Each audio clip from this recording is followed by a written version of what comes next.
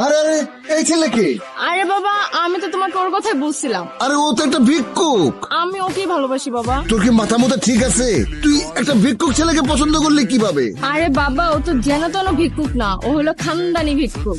আমরা খানদানি ভিক্ষুক। আমার দাদাই প্রথমে শুরু করছিল ভিক্ষা করা, তারপর আমার বাপে ধরছে, এখন আমি ধরছি। নেন আইফোনটা রাখেন, আপনার জন্য নিয়ে আসছি। এখন কি মানুষ আইফোন ভিক্ষা দেয় নাকি? গুলিস্তানের মোড়ে বইসা মাথার ঘাম পায়ে ফালায়া ভিক্ষা কইরা পরিশ্রম কইরা আপনার জন্য এই আইফোনটা কিনে নিয়ে আসছি। রাখেন, আপনি হইলেন আমার শ্বশুর, আমার একটা প্রেস্টিজ আছে না? আপনি নর্মাল ফোন টোন ফালায় দেন, এগুলা চালাইবেন না এখন থেকে। রাখেন, এটা রাখেন। না না, আমার আইফোন লাগবে না, তোমার আইফোন তুমি রাখো। মা চল তো, একটা ভিক্ষুক ছেলের সাথে আমি তোর বিয়ে দিব না। না না বাবা, আমি ওকে অনেক ভালোবাসি, আমি ওকে ছাড়া কাউকে বিয়ে করবো না। ও একটা ভিক্ষুক, একটা ভিক্ষুকের সাথে আমি তোর বিয়ে দিতে পারি না। সমাজে আমাদের একটা নাম ডাক আছে না? চল তো মা। আরে আব্বা বসেন না, আপনার মেয়ের জন্য কেমন ছেলে খুঁজতেছেন আমার বলেন। ছেলেকে প্রতিষ্ঠিত হতে হবে, এই ঢাকা শহরে অন্তত একটা ফ্ল্যাট থাকতে হবে, মাসে অন্তত লাখ টাকা কামাই থাকতে হবে।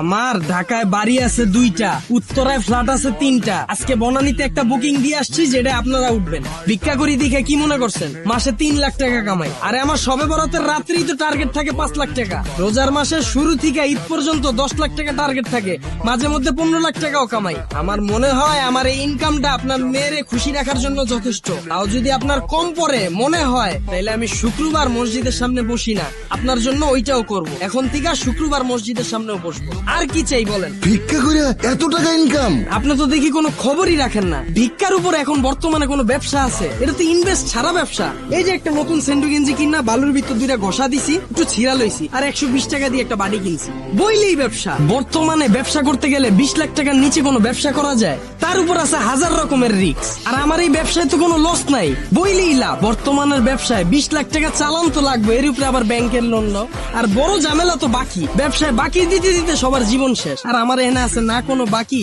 না আছে কোনো মাল নষ্ট হওয়ার চিন্তা, খালি বইলে ব্যবসা। সবই ঠিক আছে, কিন্তু বাবা কারো কাছে তো আমি বলতে পারবো না, কাউকে তুমি পরিচয় দিতে পারবো না যে আমার মেয়ের জামাই একটা ভিক্ষুক।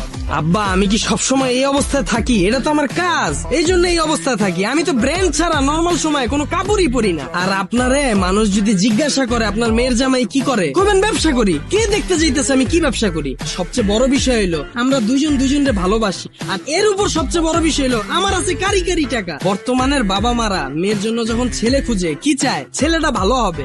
আমার না আছে কোনো সিগারেটের নেশা, না আছে মদের নেশা, আমার আছে শুধু কারি কারি টাকা। আর কি লাগবে আপনার মেয়ের জন্য বলেন, আমি সব করব। বাবা তোমার যেহেতু এত টাকা আছে, তাহলে তুমি ভিক্ষা করো কেন? ভিক্ষা করাটা ছেড়ে দাও, বাড়ি ভাড়া উঠিয়ে তো তুমি তোমার সংসার চালাতে পারো। আপনারা তো আগেই কইলাম আমরা খানদানি ভিক্ষুক, ভিক্ষা করাটা তো আমাকে